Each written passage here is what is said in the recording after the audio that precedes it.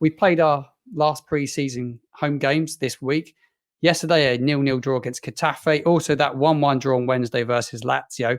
Glenn, what have we learned from the last two games other than picking very dirty teams to play against? It's kind of been a theme of pre-season because I remember Alfie saying from the Spanish trip that Montpellier were a little bit like that as well, and it's an interesting one. I had a discussion with Steve on Wednesday night when we went to the Lazio game about pre-season and how what sort of opposition you play against. You see all the big Premier League teams going over to America or whatever and playing against each other.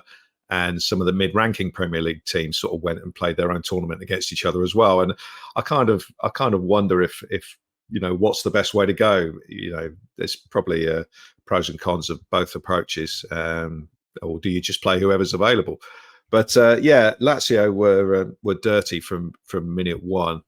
We kind of had what you call our fringe players playing. Nice for Ben Brereton Diaz to get a goal, which was kind of his trademark goal, cut along the top of the penalty area and smash it in the corner. That was a nice start to the game. Good equaliser by Lazio, and we seem to spend most of the rest of the game trying to give the goal away with some very dodgy looking passing out from the back. But all the game will be remembered for, of course, is the punch up, which was, you don't get those in friendlies or you shouldn't get them in friendlies unless people have been leaving their foot in and it's been a bit niggly right from the start. And I think Charlie Alcaraz just kind of lost it and saw an opportunity to pile in and took it, and it made it a little bit more memorable than it otherwise would have been. The Getafe game, I didn't really think it was possible to find a more niggly team than Lazio, but then this is a team that gave Mason Greenwood a game last year, so maybe we shouldn't really be surprised at how grim their attitude towards it was. Game itself, we put the first team out, and I know we'll get into this later. It was dull, to be honest. As a game of football, it was pretty dull with not a lot happening. We looked decent in the back half of the pitch and didn't look particularly great going forward. Missed a couple of chances, which I think would have, if we'd stuck one away, would have papered over the cracks a little bit.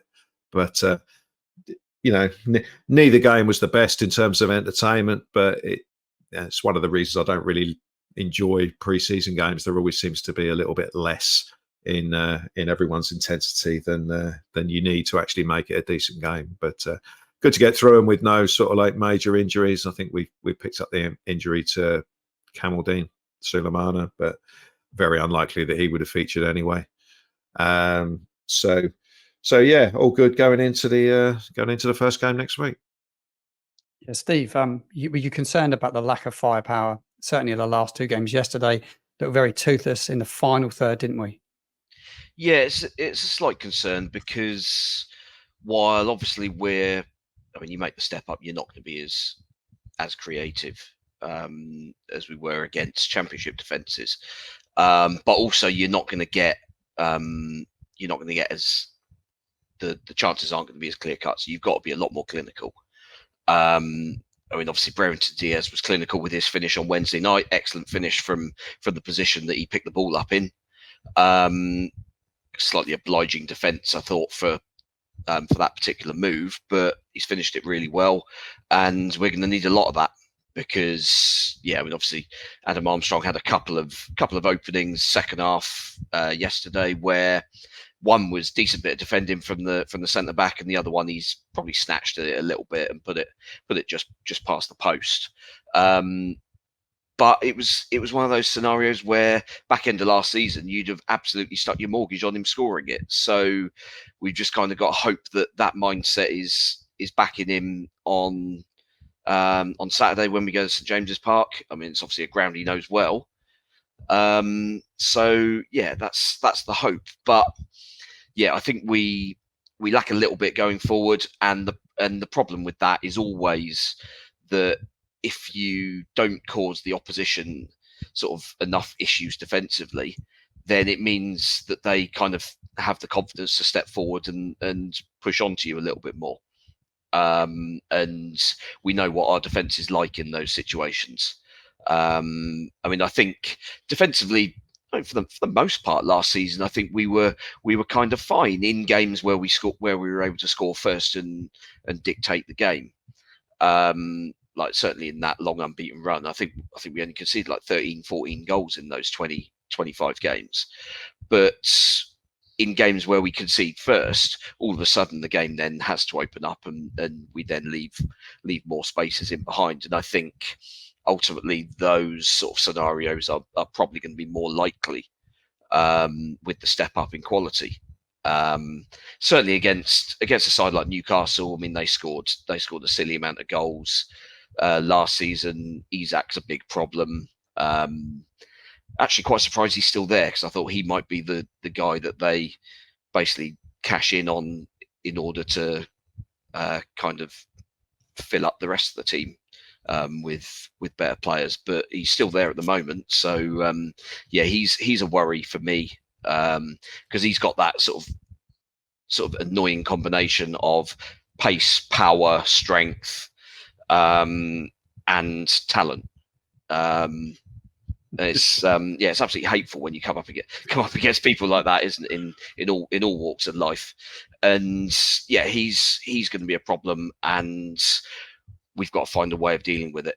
I mean, obviously, looks like we're going to go with 3 at the back to start the season, and yeah, that midfield is going to be heavily worked in terms of making sure that back 3 or 5 is well protected, because it's going to need to be especially against Newcastle. But I mean, even against sides like Forest, who we shipped goals against at the City Ground 2 years ago. Yeah, you're going to have to be everybody's going to have to be on their game from the start. Otherwise, it could be a long old season. Alfie, do you feel that Russell's trying to make us a bit harder to beat? He certainly turned things around in the playoff campaign, didn't he? We were leaking a lot of goals in the run into the playoff campaign, conceded just the 1, but overall for the season we let 64 goals in. Last time round in the Premier League, 73. We're going to need to be a lot better defensively. Do you think it's something he's really aware of? Yeah, I don't know. If you asked him, he would say that no, he hasn't sort of put a defensive focus first. But I think they've looked quite good at the back actually in the preseason games. I think that's probably just come from familiarity of the players, and obviously Taylor Hod-Bellet's coming in, Jan Bednarek's still there. I think the only problems they've really had are ones they've sort of self-inflicted, and that's just passing straight to the opposition again. We saw that maybe once against Getafe, a couple of times in the preseason game before I went. So I think they're the biggest issues at the moment. I think it's obvious that they conceded 63 goals or whatever it was. I can't remember, in the Championship. If they defend in a similar manner, they're obviously going to concede a lot more. And you can't get away with that. You're not going to score 65 goals in the Premier League season. I'd be very surprised. So I think they've got to be better at the back, but I think they will be. I think they've obviously worked together for a long time. They are more familiar. They've got Flynn Downs back in. And obviously Kyle Walker-Peters is back, which however long that lasts, we don't know. But he's clearly a massive upgrade on anybody else in the position. But yeah, I don't know if Russell Martin would say that they're focusing solely on that, but I think there has to be a sort of a subconscious effort to keep things tight. Winning those games sort of 1-0. When Nottingham Forest came to St Mary's a couple of years ago under Nathan Jones, and they won that game 1-0. But yeah, exactly. But that's the result. Those are results that kept them in the division ultimately. You need to win games like that. So yeah, obviously there's an element of that.